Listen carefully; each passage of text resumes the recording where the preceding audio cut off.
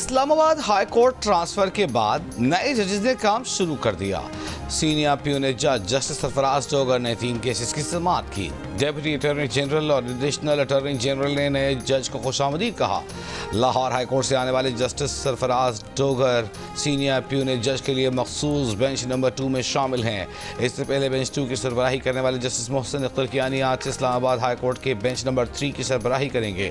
सूबों से 3 जजेस के इस्लामाबाद हाई कोर्ट तबादले पर वकला की जुज़वी हड़ताल।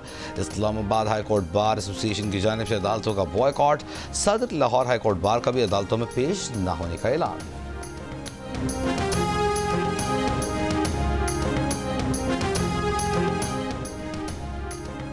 मुस्लिम लीग नून के सेनेटर इरफान सिद्दीकी ने कहा है कि आला अदलिया के तमाम जज साहिबान ने आईन पाकिस्तान की पासदारी का हल्फ उठा रखा है। सोशल मीडिया पर एक बयान में इरफान सिद्दीकी ने सवाल उठाया कि क्या आर्टिकल 200 आईन का हिस्सा नहीं। आर्टिकल 200 कहता है कि सदर किसी भी जज का एक से दूसरी हाई कोर्ट में तबादला कर सकते हैं। उसके लिए मुतालिका जज की मर्जी ज़रूरी है। चीफ जस्टिस पाकिस्तान और दोनों मुतालिका हाई कोर्ट्स के चीफ जस्टिस से भी मुशावरत ज़रूरी है। किसको तरजीह दी जाए, इस वास्ते आईनी शिक को या किसी खत को।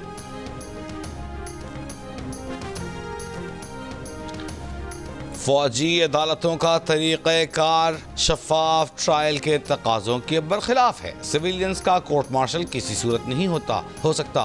मुमकिन होता तो 21वीं तरमीम न करनी पड़ती। दरख्वास्त गुजार जवादिस ख्वाजा के वकील ख्वाजा अहमद हुसैन का सुप्रीम कोर्ट के आईनी बेंच में मौक़िफ़। जस्टिस हसन नज़र रिजवी ने कहा, धमाका करने वाले, मुल्क दुश्मन, जासूस से साजबाज करने वाले और आम सिविलियंस में कोई फ़र्क नहीं। आपको दलाइल में तफरीक करनी चाहिए। वकील बोले, आर्मी एक्ट ठीक बना है, लेकिन देखना यह है कि किस पर लागू होता है। अदालत से गुजारिश सिर्फ ये है कि कोर्ट मार्शल का दरवाज़ा न खोलें। सिविलियन के फौजी ट्रायल से मुताल्लिक़ केस में जस्टिस जमाल खान मंदखेल ने कहा, क्या पार्लियामेंट और सुप्रीम कोर्ट पर हमले का ट्रायल इंसदाद दहशतगर्दी अदालत में और GH के ऊपर हमले का केस मिलिट्री कोर्ट में चलेगा? मेरी नज़र में तीनों हमले एक जैसे ही हैं, तो तफरीक क्यों और कैसे की जाती है? अदालत के सामने सवाल है कि आर्मी एक्ट का इतलाक़ किस पर होगा।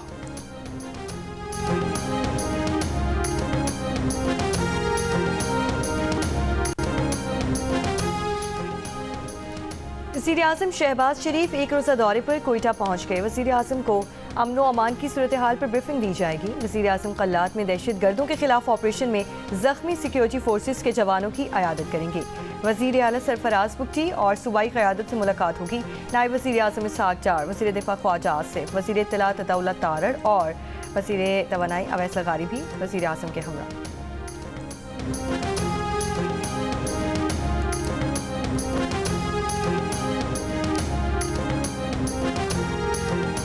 हम उम्मीद रखते हैं कि वो आपस में बात करे, बातचीत को डायलॉग के ज़रिए हल करे ताकि मामलात आगे बढ़े, अमन का प्रोसेस जारी रहे।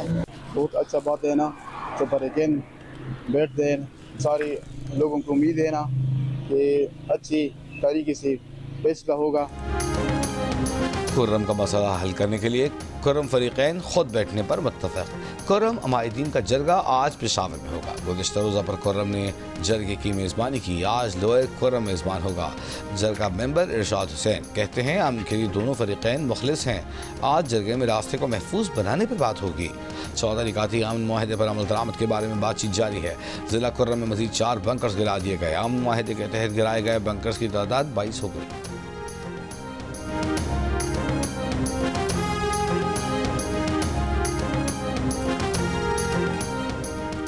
खुर्रम में जिरगे के जरिए बड़े मसाइल पर काबू पा लिया गया है। शरपसंदों के सरों की कीमत मुकर्रर की है ताकि चंद जगहों पर मौजूद शरपसंदों का मसला जड़ से खत्म किया जाए। वज़ीर आला खैबर पख्तूनख्वा अली अमीन गंडापुर की GN न्यूज़ से गुफ्तगू कहा कि बंकर्स खुर्रम में क़याम अमन के लिए मसला थे, जिन्हें रोज़ गिराया जा रहा है। राशन की 4 बड़ी खेप खुर्रम पहुँचाई जा चुकी हैं। अमन की राह में रोड़े अटकाने वालों से हुकूमत आनी हाथों से निपटेगी।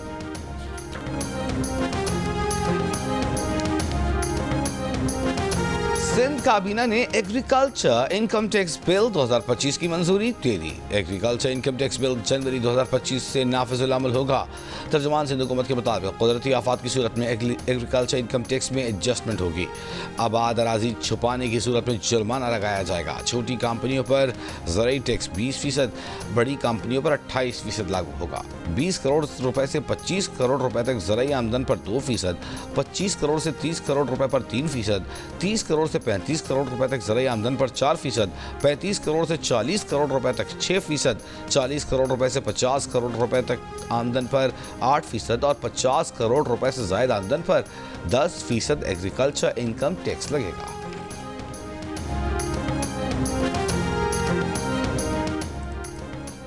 वज़ीर आला सिंध सैयद मुराद अली शाह ने कहा है कि सिंध हुकूमत ने एग्रीकल्चर इनकम टैक्स में लाइव स्टॉक को शामिल नहीं किया। Agriculture income tax board of revenue के बजाय सिंध रेवेन्यू बोर्ड जमा करेगा। इस वक्त 7वां NFC अवार्ड 2010 चल रहा है। वफाक सूबों को डिविजनल पोल से शेयर्स के मुतालिका फंड्स मुंतकिल करती है।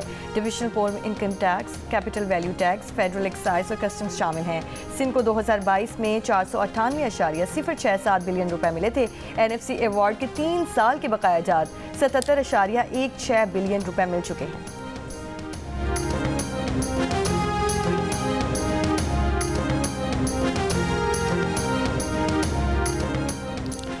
कराची की बंदरगाहों की अरबों रुपए की जमीनों पर कब्जे। KPT के 1448 जबकि पोर्ट कासिम के 30 एकड़ पर तजावुजात हैं। द न्यूज़ के एडिटर इन्वेस्टिगेशन अंसार अब्बासी की रिपोर्ट के मुताबिक गैर कानूनी कब्जा शुदा ज़मीन पर हुक्मरान जमातों से ताल्लुक़ रखने वाले बाज़ बाअसर सियासतदानों की मुबैना आशीर्वाद से तजावुजात कायम हैं, जबकि वफाक की तकरीबन 350 एकड़ अराजी पर सिंध हुकूमत काबिज है। साहिली पट्टी से जुड़ी इंतहाई महंगी ज़मीनें तजावुजात और तबाहली का शिकार हैं। यहाँ कोई मुआशी सरगर्मी नहीं हो रही। वज़ारत दिफा के ज़राए ने वज़ीर आज़म को तफसीलात से आगाह भी कर दिया। वज़ीर आज़म के मंसूर शुदा अज़-ज़रनो बहाली प्लान में सिंध रेंजर्स और बाज़ दीगर हुक्काम को ज़मीनें वागज़ार कराने का काम सौंप दिया गया है।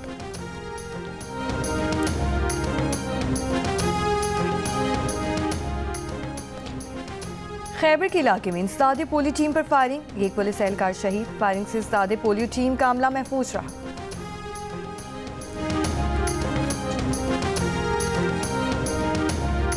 मुल्क के मुख्तलिफ हिस्सों में इंसदादे पोलियो मुहिम का आगाज़। पोलियो टीमों के लिए सिक्योरिटी के सख्त इंतजाम। मुहिम 5 रोज़ तक जारी रहेगी। खैबर पख्तूनख्वा में डेरा इस्माइल खान, मोहम्मद, जनूबी वज़ीरिस्तान, शिमाली वज़ीरिस्तान, बाजौड़ समेत मुतअद्दिद इलाकों में इंसदादे पोलियो मुहिम का आगाज़। भिम्बर आज़ाद कश्मीर में भी डिप्टी कमिश्नर और DHO ने बच्चों को कतरे पिलाकर मुहिम शुरू की। बलूचिस्तान के ज़िला खुजदार में 5 साल से कम उम्र के 1,71,820 बच्चों को पोलियो से बचाव के हिफाजती कतरे पिलाए जाएंगे। गुज़िश्ता साल मुल्क में पोलियो के 73 केस रिपोर्ट हुए। 22 केसेस का ताल्लुक सिंध से था।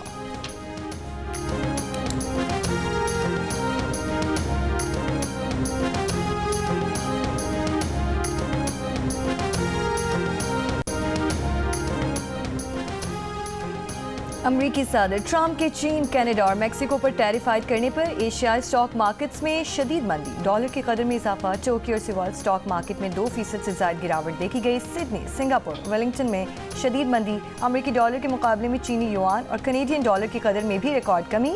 यूरो गुज़श्ता 2 साल से ज्यादा अरसे की कम तरीन सतह पर आ गया। मुस्तहकम समझे जाने वाले स्विस फ्रैंक की कदर भी कमी।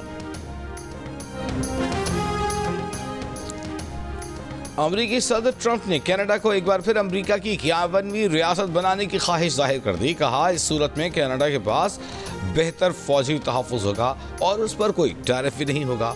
ट्रंप ने कहा कि हमें कनाडा से किसी भी चीज़ की ज़रूरत नहीं। हम क्यों कनाडा को सब्सिडी देने के लिए सैकड़ों अरब डॉलर अदा करते हैं। अमेरिका बकलमंदी के साथ चलाया जा रहा है।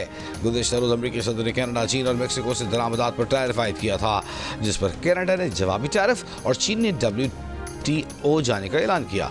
मेक्सिको का आज अमरीका के खिलाफ जवाबी टैरिफ का ऐलान मुतवक्किह है।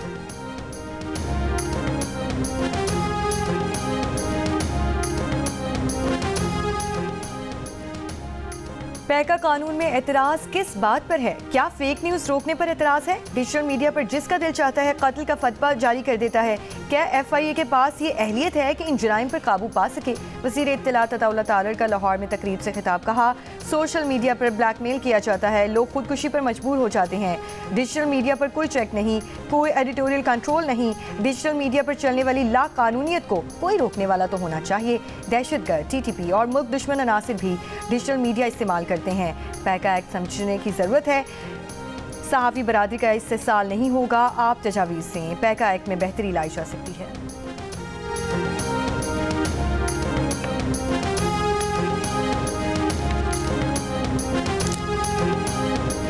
वज़ीर इत्तलाआत खैबर पख्तूनख्वा बैरिस्टर मोहम्मद अली सैफ ने कहा है कि 8 फरवरी को तमाम पैका एक्ट और 26वीं तरमीम समेत तमाम गैर कानूनी हथकंडों के खिलाफ आवाज़ उठाई जाएगी। पैका एक्ट और 26वीं तरमीम 8 फरवरी के इलेक्शन पर डाके के तहफ़्फ़ुज़ की कोशिश है।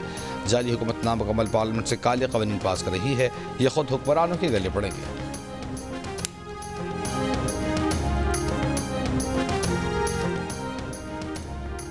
रहनुमा नून लीग तलाल चौधरी ने कहा है कि पैका एक्ट का सहाफ़ियों या सहाफ़त से कोई ताल्लुक नहीं। ज़रूरत है कि सोशल मीडिया को रेगुलेट किया जाए।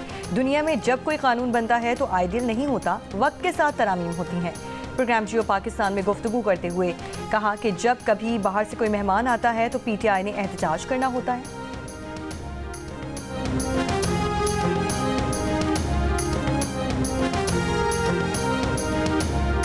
मुतनाज़ पैका तरमीमी एक्ट के खिलाफ सहाफ़ियों और वकला का एहतजाज जारी। PFUJ की कॉल पर इतवार को मुल्तान, भोरेवाला, जहानिया और जनूबी वज़ीरिस्तान में एहतजाज किया गया।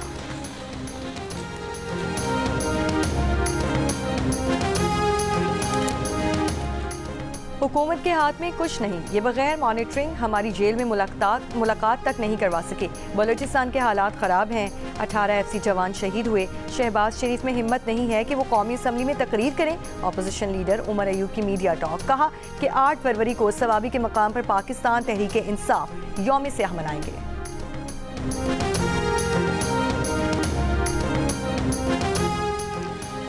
चैंपियंस ट्रॉफी और 3 मुल्की सीरीज की तैयारियों के लिए कौमी स्क्वाड कल से ट्रेनिंग का आगाज करेगा। पाकिस्तान, न्यूजीलैंड और जनूबी अफ्रीका के दरमियान ट्रायंगुलर सीरीज की तैयारी के लिए आज तमाम खिलाड़ी कैंप पर रिपोर्ट करेंगे। सीरीज में पाकिस्तान अपना पहला मैच न्यूजीलैंड के खिलाफ 8 फरवरी को खेलेगा।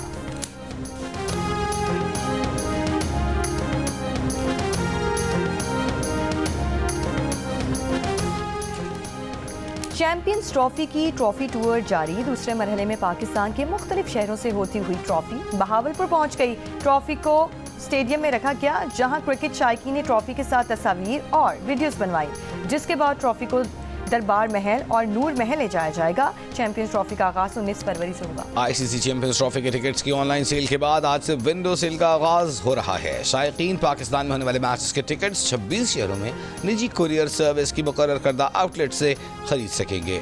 पाकिस्तान, न्यूजीलैंड और जनूबी अफ्रीका के दरमियान होने वाली सिर्फ फरीकी सीरीज के टिकट्स की फरोख्त मंगल से शुरू होगी।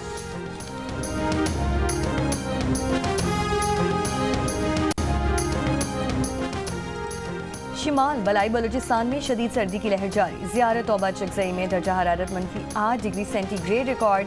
PTMA के मुताबिक आज दोपहर के बाद एक मुतदिल मगरबी सिस्टम शिमाल मगरबी इलाकों पर असरअंदाज हो सकता है। शिमाल मगरबी बलूचिस्तान में तेज़ हवाओं के साथ हल्की बारिश और बर्फबारी का इम्कान। ज़ियारत में कम से कम दर्जा हरारत -7, पलात में -5 और कोयटा में -3 रिकॉर्ड। कराची में मंगल और बुध को रात में सर्दी की शिद्दत में मामूली इजाफे का इम्कान। दर्जा हरारत 10 से 12 डिग्री सेंटीग्रेड रिकॉर्ड किया जा सकता है। चीफ मेट्रोलॉजिस्ट का कहना है कि रमज़ान के इब्तदाई दिनों में मौसम बेहतर रहने का इम्कान है। 20 मार्च से गर्मी की शिद्दत में इजाफा हो सकता है।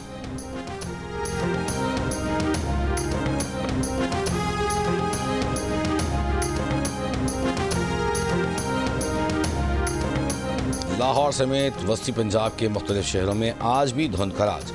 सियालकोट में शदीद धुंध से फ्लाइट ऑपरेशन मुतासर। कोयत से सियालकोट की परवाज PK 247 को लाहौर में उतार लिया गया। लाहौर सियालकोट M11 ट्रैफिक के लिए बंद। M2 और M3 और कौमी शाहराहों पर भी ट्रैफिक मुतासर।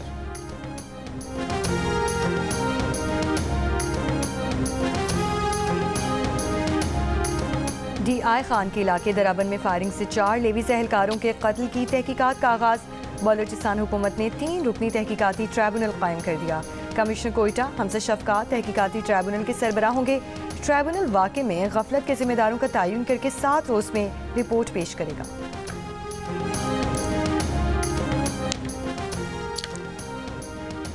DG खान में डकैती में मुलविस 3 पुलिस एहलकार गिरफ्तार। मुकदमा दर्ज। मतन में कहा गया है कि पुलिस वर्दी में मोटरसाइकिल सवार 2 अफराद ने 20 लाख रुपए लूटे। 2 रोज़ काबुल शहरी ने 2 अफराद के खिलाफ डकैती का मुकदमा दर्ज करवाया। तफ्तीश से मालूम हुआ कि डकैती में 4 पुलिस एहलकारों समेत 5 अफराद मुलविस हैं। खैरपुर गंबर थाने में पुलिस हिरासत में नौजवान ने मुबैना तौर पर खुदकुशी कर ली। SHO और हेड मुहर्रिर समेत 4 एहलकारों पर मुकदमा दर्ज।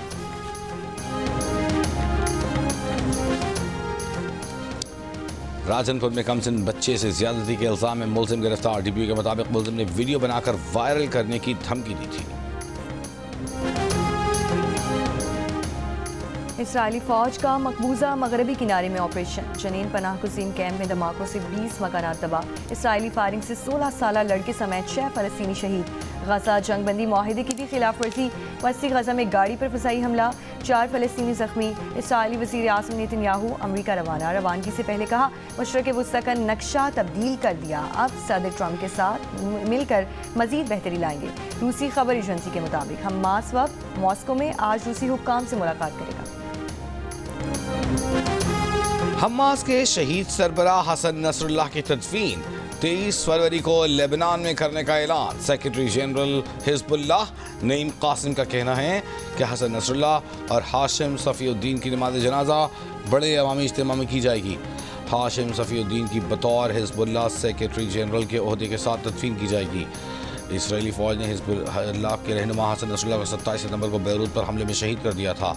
हसन नसरुल्लाह के बाद नामजद किए जाने वाले हाशिम सफ़ीउद्दीन को भी इसराइली फ़ौज ने एक हफ्ते बाद ही शहीद कर दिया था। इसराइल लेबनान जंग के बायस हसन नसरुल्लाह और हाशिम सफ़ीउद्दीन की अमानतन तदफीन की गई थी।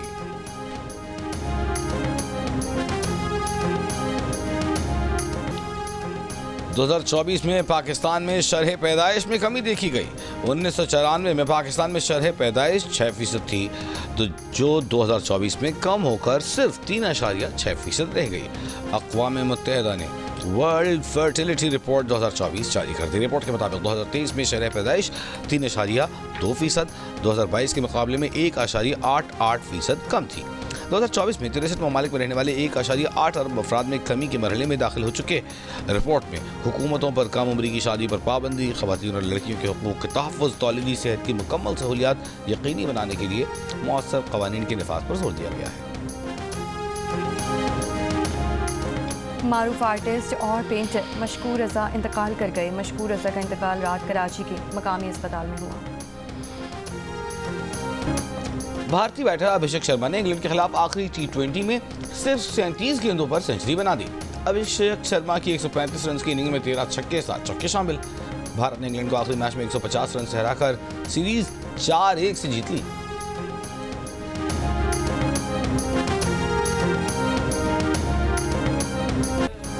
और आतिफ असलम का दुबई में शानदार कॉन्सर्ट अवाम का हुजूम बढ़ाया। पसंदीदा गानों पर आतिफ असलम का खूब साथ दिया, वीडियोस वायरल।